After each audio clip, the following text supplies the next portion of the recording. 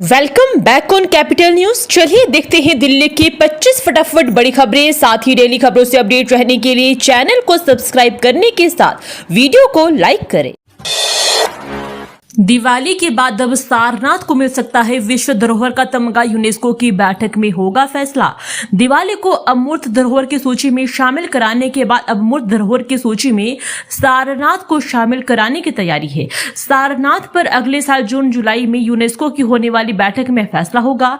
भारतीय पुरातत्व सर्वेक्षण ने सारनाथ को लेकर कुछ साल पहले यूनेस्को में प्रस्ताव भेजा था। माना जा रहा है कि महत्वपूर्ण बौद्ध स्थल सारनाथ के स्मारक परिसर को विश्व धरोहर का तमगा मिल सकता है।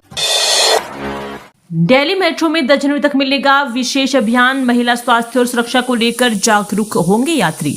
दिल्ली मेट्रो में यात्रियों को महिलाओं के स्वास्थ्य और सुरक्षा के प्रति जागरूक किया जाएगा। इसके लिए केंद्रीय स्वास्थ्य एवं परिवहन कल्याण मंत्रालय ने विश्व स्वास्थ्य संगठन के साथ मिलकर विशेष अभियान शुरू किया है। सुल्तानपुर मेट्रो स्टेशन से शुरू हुआ यह अभियान 10 जनवरी तक चलेगा। एक माह तक मेट्रो ट्रेनों और कुछ स्टेशनों पर महिलाओं की सुरक्षा, मानसिक स्वास्थ्य सहायता, डिजिटल समावेशन, प्रसव पूर्व निदान तकनीक और टीबी जागरूकता से संबंधित संदेश दिए जाएंगे। सीबीएसई ने 10वीं की बोर्ड परीक्षा में किया बड़ा बदलाव। अगर गलत सेक्शन में लिख दिया उत्तर तो नहीं मिलेंगे नंबर। केंद्रीय माध्यमिक शिक्षा बोर्ड ने 10वीं के छात्रों के लिए बोर्ड परीक्षा 2025-26 से बड़ा बदलाव लागू कर दिया है। अब विज्ञान और सामाजिक विज्ञान की परीक्षा में छात्रों को उत्तर पुस्तिका को अलग अलग सेक्शन में बांटकर ही उत्तर लिखने होंगे। बोर्ड ने स्पष्ट किया कि किसी सेक्शन का उत्तर किसी और सेक्शन में लिखना या मिलाना नहीं होगा। गलत सेक्शन में जवाब मिलने पर उत्तर का मूल्यांकन नहीं किया जाएगा और छात्र को उस पूरे उत्तर के कोई अंक नहीं मिलेंगे। बाद में सत्यापन और रिवैल्यूएशन में भी उसमें कोई सुधार नहीं होगा। बोर्ड ने अनिवार्य तौर पर परीक्षा के दौरान उत्तर लिखने की इस प्रक्रिया का पालन करने का आदेश।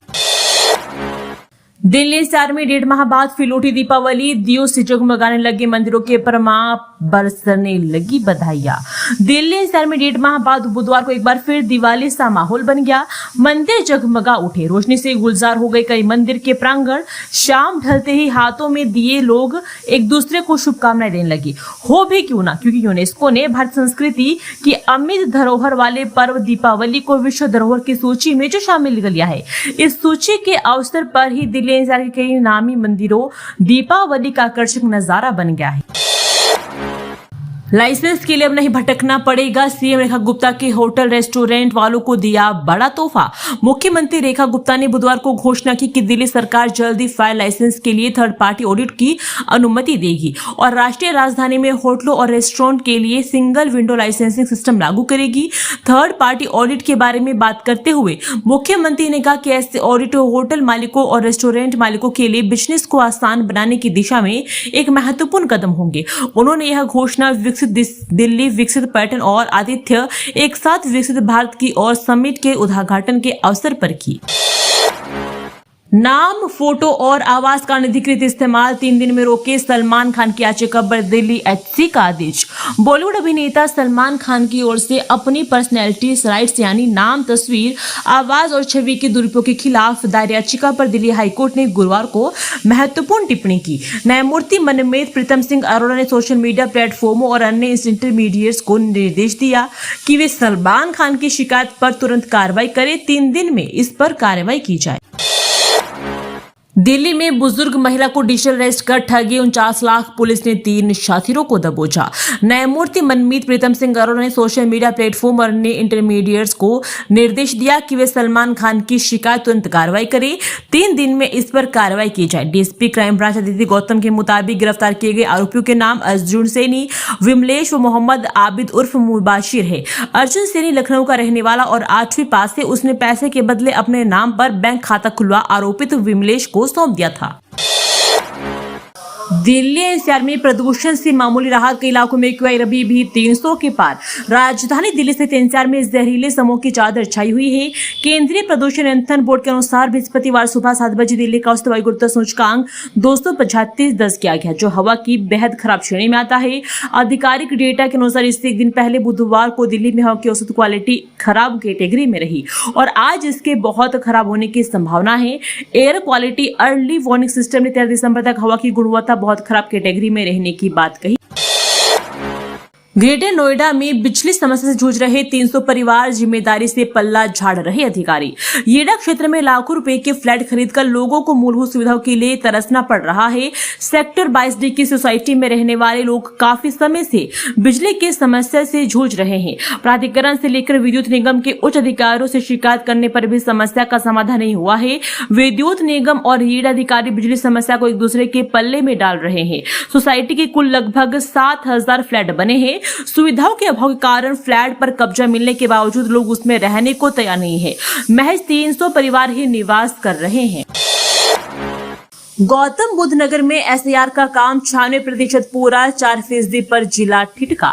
SIR का कार्य गौतम बुद्ध नगर में 96% पूरा कर मतदाताओं के नाम अपलोड किए जा चुके हैं। बृहस्पतिवार को SIR की अंतिम तिथि है। प्रशासनिक अमला बचे हुए 4% मतदाताओं की फॉर्म भरने में जुटिया है। 21.66% डाटा जो नो मैपिंग के लिए बचा हुआ है। बीते 2 से 3 दिनों से सेक्टर, सोसाइटी और गांव में BLO भागदौड़ कर मतदाताओं की तलाश में जुटे हुए हैं। इसके लिए लगातार प्रयास भी किए जा रहे हैं। जेवर में उड़ान से पहले रोजगार ट्रेनिंग पूरी होते ही युवाओं को मिली नौकरी। जेवर में बन रहे नोएडा इंटरनेशनल एयरपोर्ट पर युवाओं को नौकरी की उम्मीद है। स्थानीय युवाओं को नौकरी देने से पहले उन्हें एविएशन सेक्टर की जरूरतों के लिए तैयार रहने के लिए Yamuna international airport private limited ने जेवर ITI में 2 कोर्स करवाए हैं और 28 युवाओं को ट्रेनिंग दी है। इसके अलावा 100 युवाओं को भाषा कौशल की ट्रेनिंग दी गई है। नोएडा इंटरनेशनल एयरपोर्ट में सभी सुविधाएं।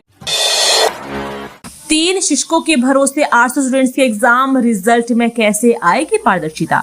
जिले में बुधवार से कक्षा 1 से 8 तक की 6 परीक्षाएं शुरू हो गई है। स्कूलों में शिक्षकों की कमी के कारण पारदर्शिता के साथ परीक्षाएं कराना मुश्किल हो रहा है। 3 से 4 शिक्षकों ने ही परीक्षाएं करवाई है। जिले के एक स्कूल में 400 से 800 से अधिक छात्र है, जिसमें एक शिक्षक पर 267 छात्रों की जिम्मेदारी है। इसके चलते स्कूल प्रबंधन ने एक क्लासरूम में 2 से 3 कक्षाओं के छात्रों को बिठाकर परीक्षाएं करवाई। परीक्षाएं 2 शिफ्ट में कराई गई। 6 परीक्षाओं के नतीजों से छात्रों के सालाना परीक्षाओं की तैयारी का भी आकलन किया जाएगा। ग्रेटर नोएडा के इस इलाके में सड़कें होगी चौड़ी, ट्रैफिक जाम की समस्या से मिलेगी राहत। सेक्टर पाई के गोल चक्कर से विप्रो गोल चक्कर तक सर्विस रोड तक का जल्द निर्माण होगा। प्राधिकरण ने इसके लिए निविदा जारी कर दी गई है। 1 वर्ष से सड़क बनकर तैयार हो जाएगी। इससे गोदरेज सोसाइटी सहित आसपास के निवासियों को राहत मिलेगी। शहर में मुख्य सड़क के साथ सर्विस रोड की मरम्मत की कार्य योजना प्राधिकरण ने तैयार की है। जो सड़कें अधूरी है या अभी उनका निर्माण नहीं हुआ है, उन सर्विस रोड को प्राथमिकता पर बनाया जाएगा। इसके तहत सेक्टर पाई 1 से विप्रो गोल चक्कर के तक लगभग 2 किलोमीटर लंबी सड़क बनाई जाए। इंडिगो ने किया मुआवजा राशि का ऐलान। इन यात्रियों को 10-10 हजार देगी एयरलाइन कंपनी। दिसंबर की शुरुआत में देश की सबसे बड़ी एयरलाइन कंपनी इंडिगो की एक के बाद एक उड़ानें रद्द हुई, जिसके कारण यात्रियों में हाहाकार मच गया। विमानन क्षेत्र में इससे पहले इतनी बड़ी क्राइसिस देखने शायद ही मिली थी। बड़ी संख्या में उड़ानों के रद्द होने के कारण लाखों यात्रियों को बड़ी परेशानियों का सामना करना पड़ा। इस दौरान कई घंटों तक यात्री एयरपोर्ट पर इंतजार करते रहे। कई एयरपोर्ट पर सूटकेस के ढेर देखने को मिले। अब धीरे धीरे स्थिति में सुधार आ रहा है। इस बीच इंडिगो ने 3, 4, 5 दिसंबर को प्रभावित हुए यात्रियों के लिए खास ऐलान किया है। नोएडा में एशियन पेंट्स के CEO और मैनेजर समेत 5 पर FIR। डीलरशिप देने के नाम पर की धोखाधड़ी।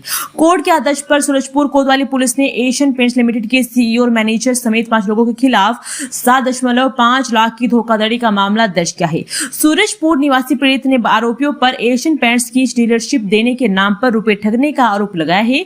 सूरजपुर कोतवाली क्षेत्र के तिलपत्ता निवासी राजकुमार की पत्नी कविता की शॉप कस्बा में है। उनकी पत्नी ने एशियन पेंट्स की डीलरशिप के लिए टोल फ्री नंबर पर बात की थी। कंपनी के प्रतिनिधियों ने कहने पर 26 जनवरी को ईमेल से ऑनलाइन आवेदन किया। मांगे गए कागजात भी मेल से भेजे गए। नोटिस बेअसर। नोएडा में परिवहन विभाग बकाया वसूली में नाकाम। अब 15,000 वाहनों को ब्लैकलिस्ट करने की तैयारी। शहर में बकायेदारों की संख्या तेजी से बढ़ती जा रही है। वर्ष भर में 2000 बकायेदार और बढ़े हैं। पहले से ही बकायेदारों से वसूली की प्रक्रिया बेहद धीमी है। वर्तमान में 15,000 से अधिक पर विभाग के 200 करोड़ रुपए बकाया है। यह वाणिज्यिक वाहन है और इससे विभाग को कर मिलता है। इनकी सूची तैयार है, लेकिन वसूली नहीं हो सकी है। विभाग की ओर से एक बार फिर यह सूची तैयार करने की कवायद शुरू की जा रही है। मोटे बकायेदारों पर कार्रवाई के लिए विभाग निर्णय ले चुका है। 230 करोड़ की भूमि AYEDA ने करवाई कब्जा मुक्त। EPE इंटरचेंज से प्रभावित किसानों को मिलेगी राहत।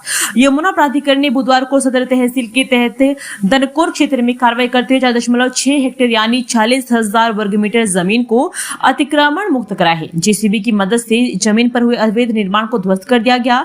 जमीन की बाजार दर पर कीमत करीब 230 करोड़ रुपए है। कब्जा मुक्त कराई गई जमीन ईस्टर्न पेरिफेरल एक्सप्रेसवे को यमुना एक्सप्रेसवे से जोड़ने के लिए बन रहे इंटरचेंज से प्रभावित किसानों को 7% आबादी भूखंड आवंटन व अन्य विकास परियोजनाओं के लिए आरक्षित है। ईडा क्षेत्र में बड़े पैमाने पर अवैध निर्माण पर अधिसूचित भूमि पर कब्जा किया जा रहा है। नोएडा में 3 नए मेट्रो कॉरिडोर की MRRC की हरी झंडी। सेक्टर 51 से नॉलेज पार्क 5 तक होगा सबसे लंबा route. Noida metro rail corporation के तीनों प्रस्तावित रूट के लिए डिटेल्ड डिजाइन ड्राइंग बनाने का काम आगामी 15 दिनों में शुरू हो जाएगा। इसके लिए सलाहकार कंपनी आयशा का चयन कर लिया गया है। कंपनी के दस्तावेजों की जांच की जा रही है। इसके बाद काम अवॉर्ड किया जाएगा। ये प्रस्तावित रूट सेक्टर 51 से knowledge park 5, greater Noida depot से बोड़ा की और सेक्टर 142 से बोटेनिकल गार्डन मेट्रो तक के।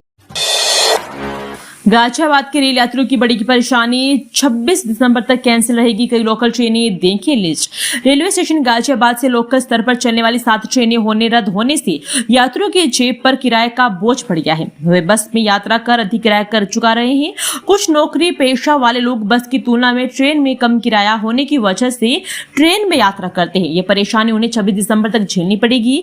स्टेशन का पुनर्निर्माण होने के चलते अलग अलग तिथि पर 16 ट्रेनों को रद्द कर दिया गया है। इनमें 7 14 दिसंबर तक रद्द रहेगी। इससे यात्री परेशान हो रहे हैं। ज्यादातर ट्रेनें दिल्ली से गाजियाबाद के बीच चलने वाली है। 26 दिसंबर तक ट्रेनों के रद्द होने का सिलसिला जारी रहेगा। बजट का सूखा पड़ने से गाजियाबाद के 108 गांव में पेयजल योजना ठप, बढ़ाई गई डेडलाइन। जल जीवन मिशन योजना के तहत जल निगम को नवंबर 2024 से बजट नहीं मिला है। इस कारण योजना का काम ठप हो गया है। जिले में 148 गांव में से महज 40 गांव में अधूरी तैयारी के साथ पानी की आपूर्ति सुचारू हुई है, जबकि 108 गांव में काम अटका हुआ है। अब इस योजना की डेडलाइन मार्च 2025 से बढ़ाकर अब 2028 कर दी गई है। जिले में 5 लाख से अधिक ग्रामीणों को इस योजना का फायदा मिलना है। जल जीवन मिशन योजना के तहत जिले के 148 गांव में घर घर पानी पहुंचाने की योजना है। गांव में 50 किलोलीटर से 500 किलोलीटर तक क्षमता की टंकी बनाई जा रही है। यह योजना वर्ष 2019 में शुरू हुई थी, लेकिन गाजियाबाद में यह योजना 2021 में शुरू हुई। DPR में इस योजना के तहत 311 करोड़ रुपए का बजट प्रस्तावित हुआ था। बंगाल में चुनाव आयोग ने लगभग 30 लाख मतदाताओं के संदिग्ध डाटा की पहचान की। अब हटाने की प्रक्रिया होगी शुरू। बंगाल में चुनाव आयोग ने प्रोजेनी मैपिंग के माध्यम से लगभग 30 लाख मतदाताओं के संदिग्ध डाटा की पहचान की है। मतदाता 2002 की मतदाता सूची में नहीं थे और उन्होंने अपने माता पिता के नाम के आधार पर पंजीकरण के लिए आवेदन किया था। संदिग्ध डाटा मुख्य रूप से 2002 की सूची माता पिता के नाम पर आयु तस्वीरों के बेमेल होने से संबंधित है।